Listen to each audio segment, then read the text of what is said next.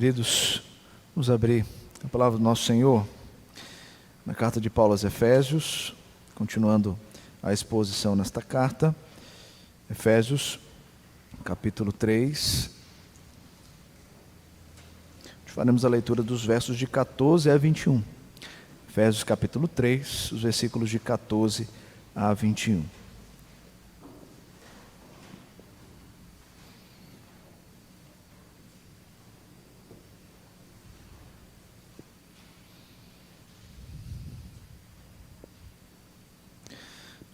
Vamos ler. Por esta causa me ponho de joelhos diante do Pai, de quem toma o nome toda a família, tanto no céu como sobre a terra, para que, segundo a riqueza da sua glória, vos conceda que sejais fortalecidos com poder, mediante o seu Espírito no homem interior, e assim habite Cristo no vosso coração, pela fé, estando vós arraigados e alicerçados em amor, a fim de poderdes compreender com todos os santos qual é a largura e o comprimento e a altura e a profundidade, e conhecer o amor de Cristo, que excede todo entendimento, para que sejais tomados de toda a plenitude de Deus. Ora, aquele que é poderoso para fazer infinitamente mais do que tudo quanto pedimos ou pensamos, conforme o seu poder que opera em nós, a Ele seja a glória, na Igreja e em Cristo Jesus, por todas as gerações, para todo o sempre. Amém. Oremos. Acabamos de ler Tua palavra, Senhor. Usa-nos com poder e graça para entender cada aspecto desta oração de Paulo. Uma oração ousada, mas necessária. E como cantamos aqui, que esse de fato seja o nosso desejo, estar e viver na Tua presença, em nome de Jesus. Amém. Queridas crianças, vocês oram? Papai e mamãe têm ensinado vocês a orar? Vocês têm feito a oração de vocês? Em quais momentos? Vocês têm orado quando vão deitar? Vocês têm orado quando vão fazer as suas refeições? Vocês têm orado quando vocês estão naquele momento de dificuldade, tristes? Nesses momentos vocês também têm orado? A oração é falar com Deus. Tenho certeza que vocês sabem disso.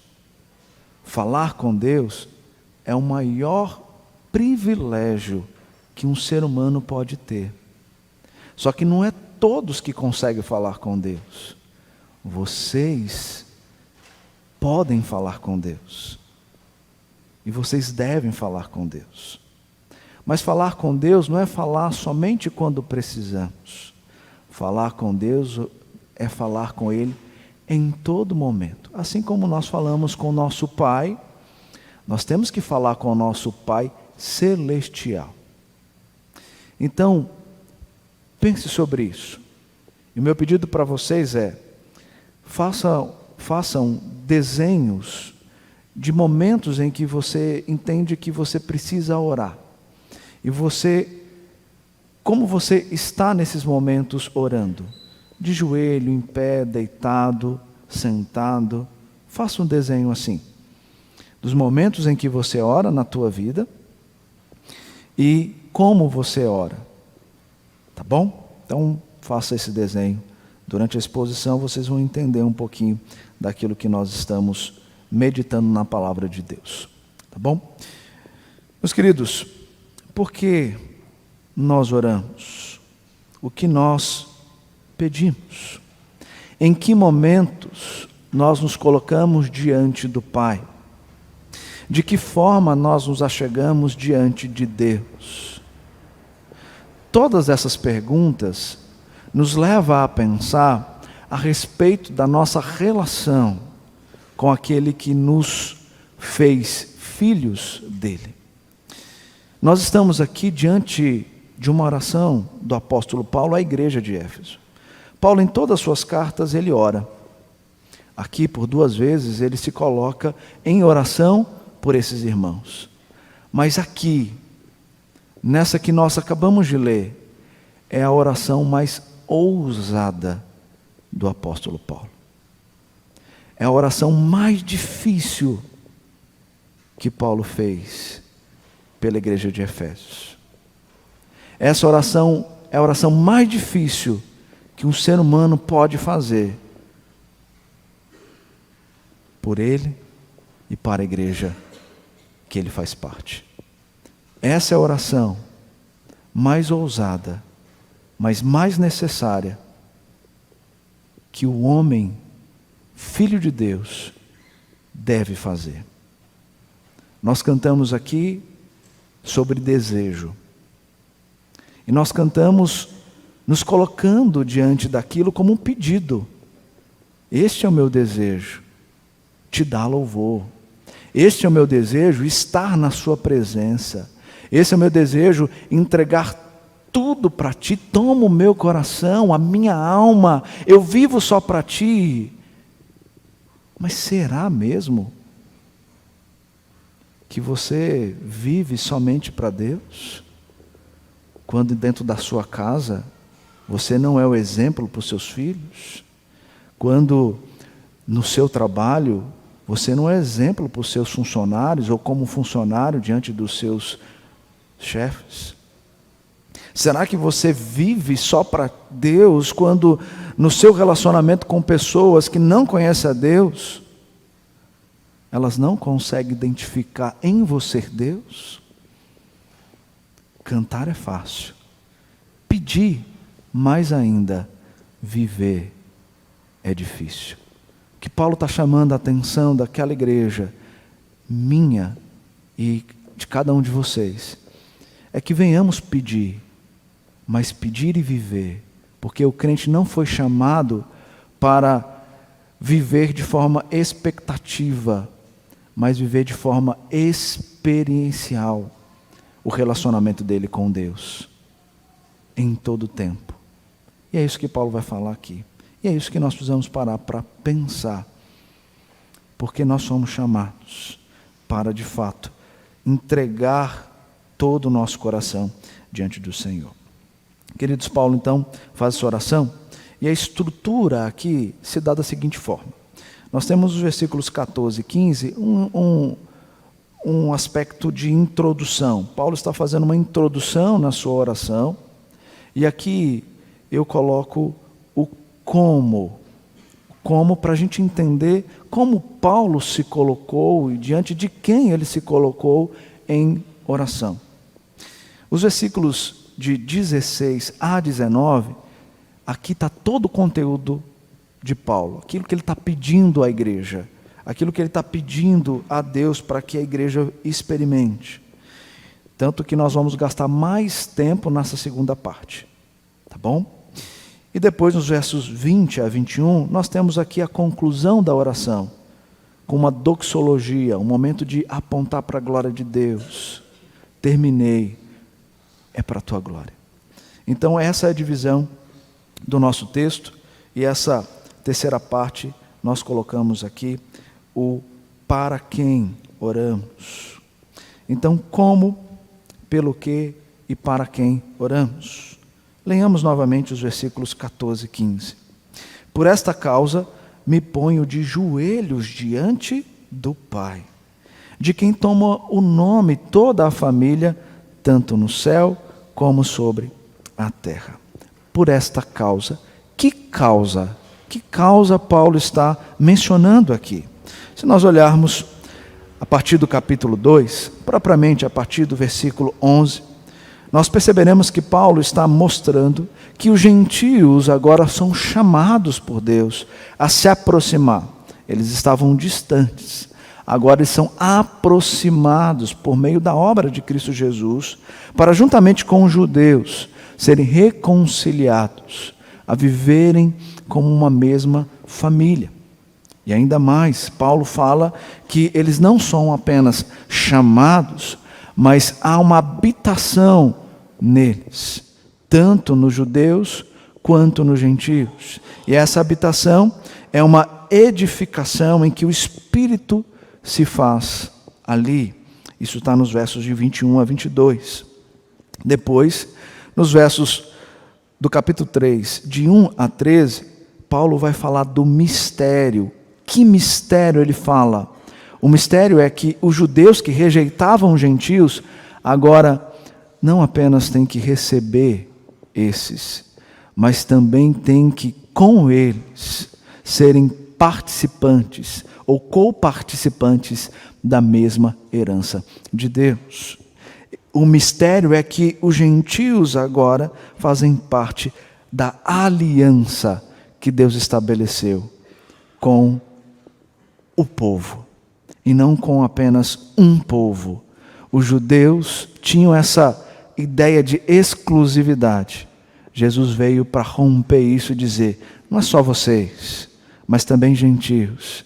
Eu morri por todos aqueles que vão crer no Filho de Deus. Então, diante disso, Paulo vai apresentar a eles que esse mistério é um mistério que levou o próprio apóstolo à prisão, porque ele passou a pregar entre judeus e gentios o evangelho. E por ele mostrar que os gentios agora fazem, ou fariam, ou estariam diante da mesma aliança, os judeus não gostaram nada daquilo. E então levaram Paulo à prisão. E Paulo está preso. E ele mostra o porquê que ele está preso. Mas no versículo 13, ele vai dizer a esses irmãos que estavam angustiados pela prisão de Paulo: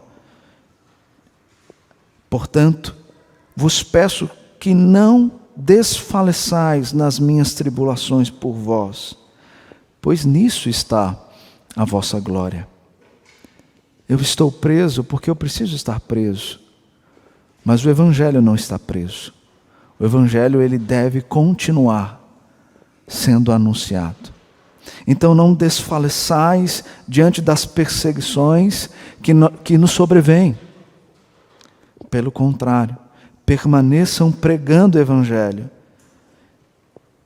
pois esta é a vossa glória. E diante disso, então, ele vai mencionar motivos para o fortalecimento daqueles crentes a viverem uma intimidade e uma ação contínua no relacionamento com Deus.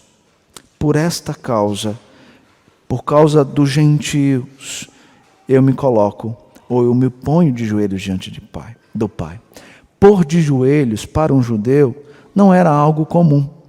Os judeus, eles oravam em pé, apenas de joelhos em momentos de grande necessidade. Esse é um momento de necessidade. Paulo, ele se coloca de joelhos, mostrando a importância do que ele vai pedir, mostrando o que ele está fazendo na petição que ele mencionará agora. E outro ponto, ele não se põe de joelhos por conta de uma necessidade apenas. Ele se põe de joelho em reverência àquele a quem ele vai pedir o que o povo está necessitando. E ele se coloca então diante do Pai. E ele ora diante do Pai, não por ele, mas pela igreja. O verso 15 diz: de quem toma o nome toda a família, tanto no céu como na terra. Ao mencionar céu e terra, ele está colocando que tanto os que são daqui, escolhidos e transformados por Cristo, quanto os anjos escolhidos de Deus, todos são uma família, uma igreja, a igreja triunfante, e a eles que ele pede. Lembra que ele mencionou no versículo 10 sobre principados e potestades, dizendo que o evangelho pregado pela igreja é para conhecimento tanto dos principados e potestades. Por isso que agora ele fala tanto dos da terra quanto dos céus. A família escolhida de Deus. É por esses, é pela igreja que Paulo ora. Paulo então coloca-se de joelho diante do Pai para interceder pela igreja. A igreja visível e invisível, militante e triunfante. E ele vai passar a pedir diversas coisas que nós vamos gastar tempo ouvindo e aprendendo agora. Mas um ponto apenas de aplicação é um entendimento, queridos, que se pôr de joelhos não é uma fórmula que Paulo está apresentando como a nossa oração. Nós podemos orar de joelhos, em pé, sentado, deitado, com cuidado para não dormir. Nós podemos. Ele não está trazendo uma fórmula, ele só está demonstrando a necessidade. E diante do problema, e diante do que ele vai pedir, a reverência, para que Deus escute a oração dele. A oração não depende da fórmula, mas depende da consciência de que eu estou orando diante do Pai. Assim como quando eu desejo algo e vou pedir para o meu Pai, eu vou com todo o jeito para fazer, porque eu quero ganhar aquilo, assim eu preciso fazer diante do meu Pai Celestial. Não é chegar de qualquer maneira e dizer, e aí Deus, manda aquele negócio que eu estou precisando. Não. É de fato uma reverência àquele que é o meu Pai. E diante dele reconhecer que eu preciso ter reverência e conhecimento para orar. E esse é um ponto importante. Conhecimento. Assim como nós oramos, lemos em Romanos, capítulo 8, nós não sabemos orar como convém. É o Espírito que intercede por nós. Mas o Espírito intercede por nós quando há conhecimento. Paulo, ele está orando aqui por conhecimento. Então, quando nós oramos diante do Pai, nós temos que orar conhecendo o Pai e sabendo qual é a vontade do Pai, porque eu tenho que orar para que a vontade dele seja feita e não a minha vontade. E eu preciso conhecer quem eu oro e o que eu oro diante do Pai. Mas vejamos então, a partir dos versos de 16 a 19, o que Paulo vai pedir e por que que essa é a oração mais ousada do apóstolo Paulo. Versículo 16 e 17. Para que, segundo a riqueza da sua glória, vos conceda que sejais fortalecidos com poder, mediante o seu Espírito no homem interior, e assim habite Cristo no vosso coração pela fé. Fortalecidos com poder. Primeiro pedido do apóstolo Paulo à igreja. Aqui nós temos duas petições. Uma por fortalecimento e a outra por habitação. Fortalecimento em poder. A habitação em Cristo como algo de estar pleno, cheio. Mas que poder? E por que pedir por poder? Se nós seguimos a leitura de toda a carta, nós vamos ver por que nós temos que pedir fortalecimento em poder. Segue comigo. Poder, conforme o capítulo 4, para vencer o inimigo das almas. Poder para vivermos a unidade. Poder para crescermos, como o versículo 7 do capítulo 4 em diante, em conhecimento e exercermos os nossos dons. Poder, no capítulo 5, para despojar do velho homem. Poder para deixar a mentira e falar a verdade, para não se irar injustamente, para trabalhar e acudir o necessitado ao invés de furtar, para falar a verdade em amor, para perdoar uns aos outros, para remir o tempo, para ser cheios do Espírito Santo, para a esposa ser submissa ao marido em semelhança à sua submissão ao Senhor, para o esposo amar a esposa como Cristo ama a sua igreja, para os filhos obedecerem aos pais e os pais não provocarem os filhos à ira, conforme o capítulo 6. Poder para os servos obedecerem aos seus senhores e os senhores serem respeitosos com os seus servos. Poder para, revestidos da armadura de Deus, resistir o dia mau e para em todo tempo no Espírito orar e vigiar. Fortalecer o nosso coração para, em poder, conseguir viver a maneira que Deus espera que nós vivamos. Então, diante de toda a carta, Paulo está mostrando o porquê que ele está pedindo isso. Porque após essas petições, ele vai dar exortações e esclarecer àquela igreja o modo como eles precisam viver, amando uns aos outros, vivendo de uma maneira em que o outro possa enxergar em mim um pequeno Cristo, um exemplo, uma luz, uma vida que compete com a vida que Cristo espera de nós.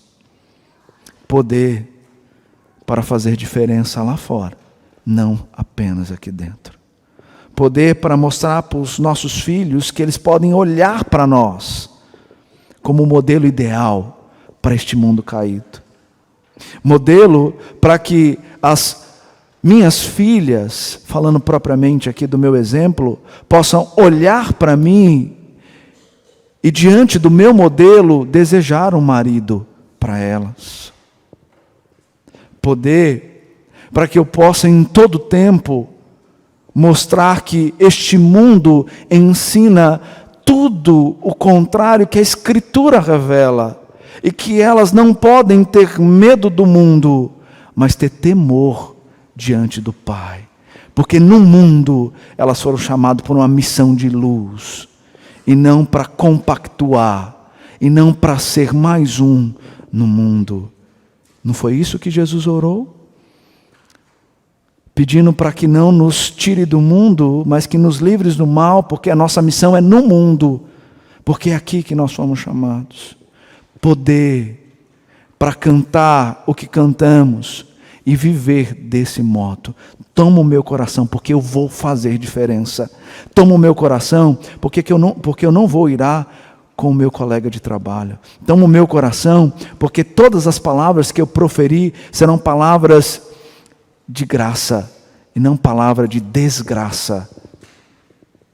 Poder para de fato ser um modelo de Cristo para este mundo. Esse é o poder. E por isso que Paulo pede para fortalecer, porque sem a força desse poder, que vem mediante o Espírito, não tem como viver e fazer essa diferença. E perceba que ele, nessa primeira petição, ele diz, mediante seu Espírito, no homem interior. E na segunda petição, que nós vamos ver aqui, ele fala, habite Cristo no coração. Homem interior, coração. Ele está mostrando o homem na sua essência, o homem composto de corpo e alma, tendo na alma um centro. E esse centro é de onde procede pensamentos, emoções e ações. É aí que Deus precisa, por meio do Espírito Santo dele, fortalecer a minha alma, para que os meus pensamentos, as minhas emoções e as minhas ações sejam para a glória de Deus. Então, na segunda petição agora, no versículo 17, ele diz, habite Cristo em vosso coração. No capítulo 2, 22, ele diz, no qual também vós, juntamente estáis sendo edificados para a habitação de Deus no Espírito. E aqui ele fala, Cristo habite. Ele não está falando que a segunda pessoa da Trindade tem que habitar também onde a terceira pessoa da Trindade tem a sua função. O Espírito Santo, a terceira pessoa da Trindade, habita em nós, Ele está em nós. Como nós lemos, é Ele habitando em nós que nos ajuda a orar. É o Espírito que aplica a palavra de Deus no nosso coração. Quando Paulo fala, habite Cristo, ele não está falando para habitar outra pessoa em nosso coração, mas ele está apontando para a Trindade, como essência daquilo que nós devemos ser, a Trindade operando de forma plena em nós, e o Espírito agindo dentro da sua missão, por fortalecimento, por enchimento. E a ideia aqui do habite em Cristo em vosso coração, é a ideia do encher do Espírito. Assim como Paulo lá no capítulo 5, ele vai dizer no versículo 18, e não vos embriagueis com vinho, no qual há dissolução, mas enchei-vos do Espírito. E ele está chamando a atenção, ao falar de Cristo habitar, é que Cristo, através do seu Espírito, deve nos tornar pleno em nosso coração dele. Quando os crentes têm o Espírito Santo, eles têm Cristo em seu ser. É isso que Paulo está falando e pedindo. Romanos 8, os versos 9 e 10 diz, vós, porém, não estáis na carne, mas no Espírito. Se de fato o Espírito de Deus habita em vós, e se alguém não tem o Espírito de Cristo, esse tal não é dele. Se, porém, Cristo está em vós, Espírito Cristo está em vós, o corpo, na verdade, está morto por causa do pecado, mas o Espírito é vida por causa da justiça. Então perceba que nessas duas petições, Paulo está orando para que Cristo controle e fortaleça o nosso coração. Esse coração que é a fonte da alma do homem. Esse coração que deve direcionar todos os nossos pensamentos, as nossas emoções e as nossas corações e as nossas ações. Então, ele pede para que não apenas haja o fortalecimento, mas que reine em nosso coração Cristo controlando todas as ações. É por isso que Paulo pede à igreja que Deus dê a essa igreja isso. E por que fortalecimento? E por que habitação plena de Cristo? Porque há uma finalidade. Qual é a finalidade? Ele diz na sequência do verso 17. Pela fé, estando vós arraigados e alicerçados em amor. A finalidade é amar. A finalidade é entender e viver o amor. É a finalidade. Arraigados, alicerçados em amor. Paulo, então, usa essa metáfora da raiz de uma árvore e do fundamento de uma construção. As raízes, nós sabemos que quando elas estão bem fincadas, elas dão vitalidade à árvore. Ela traz os elementos para que os galhos possam se manter e dar frutos. Então as raízes têm que estar bem fincadas. Ao usar o exemplo e a metáfora da construção, é para mostrar que uma casa, ela só consegue se manter, um edifício, ele só consegue permanecer de pé se tiver bom fundamento, se as estacas forem bem fincadas. Se tiver um fundamento, aquele edifício vai suportar todo tipo de circunstância do tempo e vai permanecer ali onde foi construído. Então, olhando tanto para o elemento da natureza quanto para a construção civil, Paulo está chamando para nós entendermos o amor. Esse amor, ele já está em nós, como Romanos 5 vai dizer, porque ele foi dado pelo Espírito Santo de Deus. Romanos 5,5 diz que nós recebemos o amor por meio da habitação do Espírito Santo. Esse amor já está em nós. Esse amor, como Paulo vai dizer em Colossenses, é o elo que dá vida e fruto ao crente, que sustenta e dirige a nossa fé e esperança. Paulo já disse em Colossenses que misericórdia, bondade, humildade, mansidão, longanimidade, perdão, só é possível mediante esse vínculo de perfeição, que é o amor.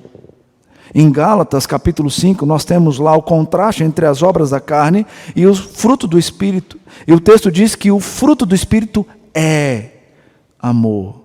Porque se você entende o amor, você pode ter paz, longanimidade, bondade, fidelidade, domínio próprio.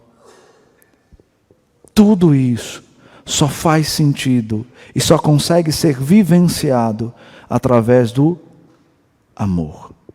Por isso que Cristo vai resumir os mandamentos em amar a Deus acima de todas as coisas. Porque quando eu consigo fazer isso, é que então eu posso amar o meu próximo, mesmo sendo quem é. Eu posso amá-lo. Por quê? Porque ele é um gentio, mas ele foi amado por Deus. E assim ele também é família, herdeiro e co-herdeiro comigo das promessas eternas de Deus. Eu posso amar. Para amar a Deus e uns aos outros, nós precisamos do poder do Espírito e da habitação de Cristo.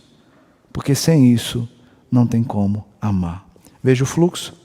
Paulo pede fortalecimento, habitação, para que agora nós possamos amar, como Cristo ama eu e você.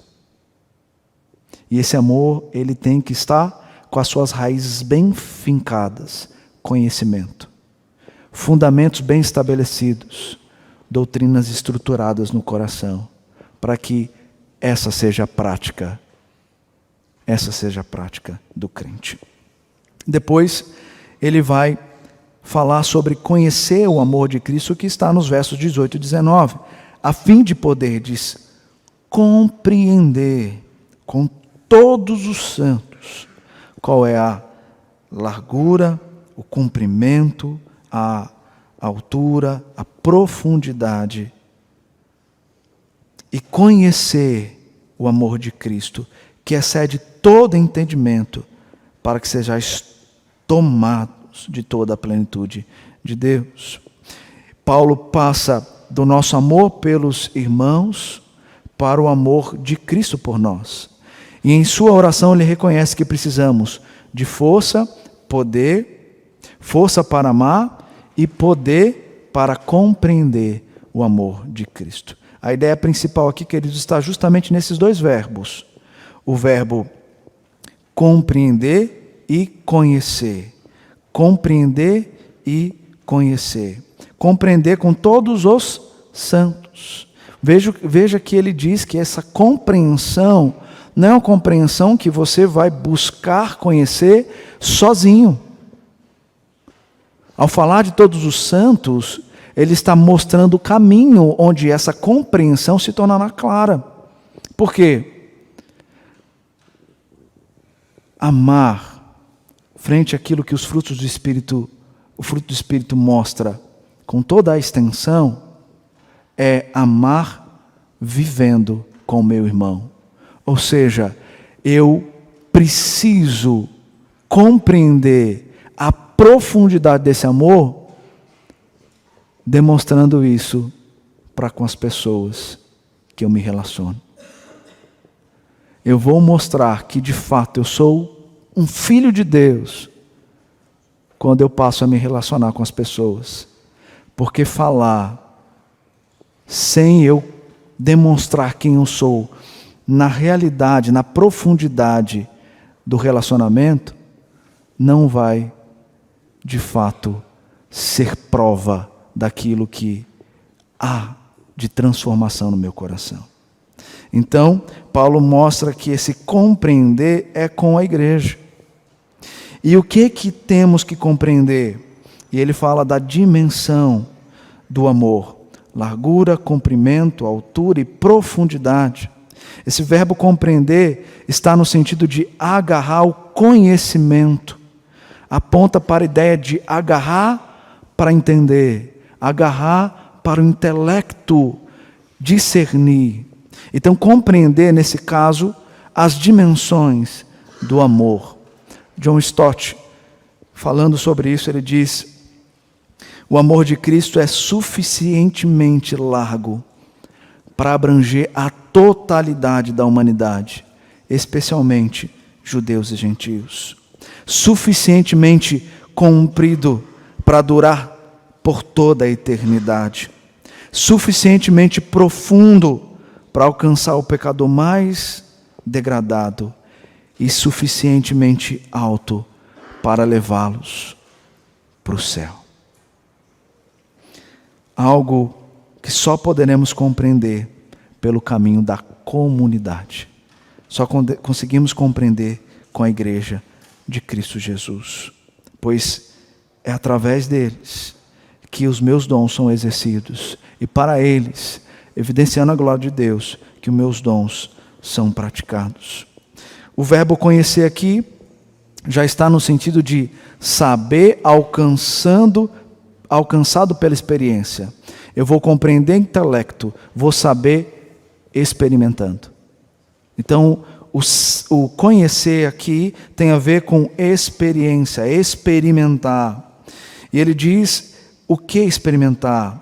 Ele diz aqui a imensidão ou aquilo que excede todo o meu entendimento. É isso que eu preciso experimentar. O amor de Cristo é sim largo, comprido, alto, profundo, que podemos experimentar. Mas o que ele quer dizer aqui, que não em sua totalidade, porque excede o meu entendimento. Ele está dizendo, vocês precisam conhecer o que é difícil de entender. Vocês precisam conhecer aquilo que é inescrutável, como nós lemos em Romanos 11. Conhecer o que você não vai conseguir entender em toda dimensão, porque a fonte do amor de Deus é inesgotável, tanto aqui quanto na eternidade. Sabia disso? Lá na eternidade nós vamos viver o amor, sem chegar no fim desse amor, porque esse amor não tem uma dimensão que eu consiga chegar ao fundo dela. Esse é o amor que eu preciso experimentar, mesmo sem conhecer toda a profundidade. Mas eu preciso fazer, porque Deus comunica esse amor. E eu posso conhecer esse amor, tendo a força, tendo mediante o Espírito, tendo a habitação, tendo esse amor que é revelado por Deus e é experimentado por mim na minha vivência com a Igreja de Cristo. O mundo, queridos, até busca entender que esse amor é algo que todo mundo precisa buscar, não é mesmo? O mundo entende isso, mas não consegue compreender o amor que compreendemos, mesmo que não em toda a sua profundidade. Talvez os mais velhos lembram de uma música, né, que embalou a adolescência, pelo menos a minha, não sei a de vocês, né? Que é a música do Renato Russo, que diz: é preciso amar as pessoas como se não houvesse amanhã. Porque se você parar para pensar, a verdade não há. Ele está dizendo que as pessoas precisam de um amor porque não há esse amor sendo destacado no relacionamento das pessoas. Precisa desse amor, mas mesmo ele não pôde entender esse amor como nós entendemos no que pode ser entendido. Por quê? porque esse amor só tem quem tem o Espírito. Por isso, força. Por isso, habitação. Por isso, eu posso compreender, conhecer, experimentando com o outro o amor que todo dia experimento no meu relacionamento com Deus. É isso que Paulo está pedindo. Mas tem uma finalidade, queridos. Sim, tem uma finalidade. Para que, e aqui vem a parte, creio ser a parte mais difícil de um pedido que nós podemos fazer, mas que vocês cantaram. Vocês cantaram sobre isso. Olha o que ele diz no verso 19, parte B. E conhecer o amor de Cristo, que excede todo entendimento, para que sejais tomados de toda a plenitude de Deus. Você pode pedir isso? Paulo está dizendo que a finalidade de todas as coisas tem que caminhar para a plenitude de Deus. A palavra plenitude, ou pleroma, tem um sentido que vai além da nossa compreensão.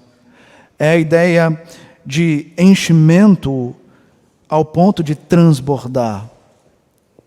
Aqui na carta, Paulo fala que devemos ser cheios, mais de uma vez. Ele diz no capítulo 1, versículo 23, cheios da plenitude do Filho. Depois aqui no versículo 19 que lemos, do Pai. E depois no capítulo 5, 18, do Espírito Santo. Ou seja, ele está chamando a atenção que nós devemos ser cheios da Trindade Santíssima. Cheio daquilo que Deus é. É disso que nós precisamos. A ideia aqui de pleno, na construção grega, não é ser cheios com plenitude de Deus, mas sim até a plenitude de Deus. Porque nós não conseguiremos ser cheios com toda a plenitude de Deus, porque ela não tem a dimensão que possa caber em nós, mas até aquilo que Deus nos chamou para ser. Como o texto de 2 Coríntios capítulo 3, versículo 18, Paulo vai dizer: e a todos nós com o rosto desvendado, contemplando como por espelho a glória do Senhor, somos transformados de glória em glória, na sua própria imagem, como pelo Senhor, o Espírito. Ou seja, naquilo que se pode ter, eu preciso chegar até lá. Naquilo que eu posso obter, eu preciso ir no mais fundo para alcançar.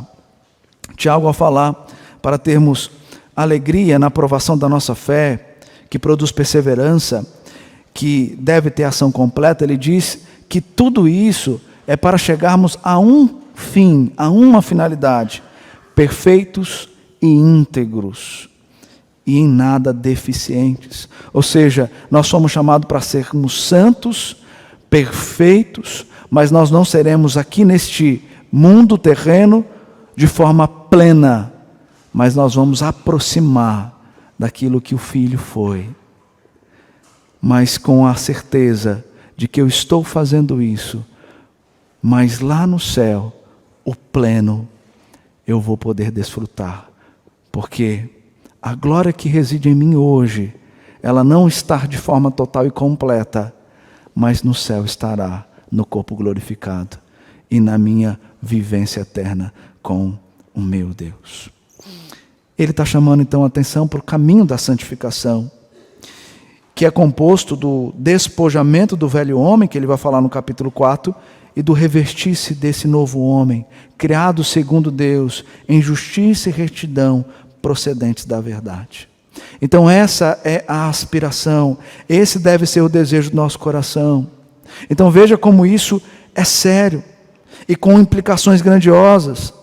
Não é pedir e continuar irando-se com a esposa, sendo maledicente nos relacionamentos, sendo impuros no namoro, flertando com os prazeres do mundo, vivendo mais para uma conquista egoísta dos projetos de vida que vivendo a missão de vida que Deus nos deu. Então perceba que pedir ser pleno é pedir ser pleno despojando-se de tudo aquilo que desagrada a Deus, para revestido como eleito de Deus, viver como Paulo vai dizer, santos e amados, de ternas misericórdias, de bondade, de fidelidade, de mansidão, amando uns aos outros e perdoando-os mutuamente, assim como Cristo nos perdoa todas as manhãs. Então não adianta eu cantar, toma o meu coração, mas segurar o meu coração para as coisas que eu desejo sem Deus.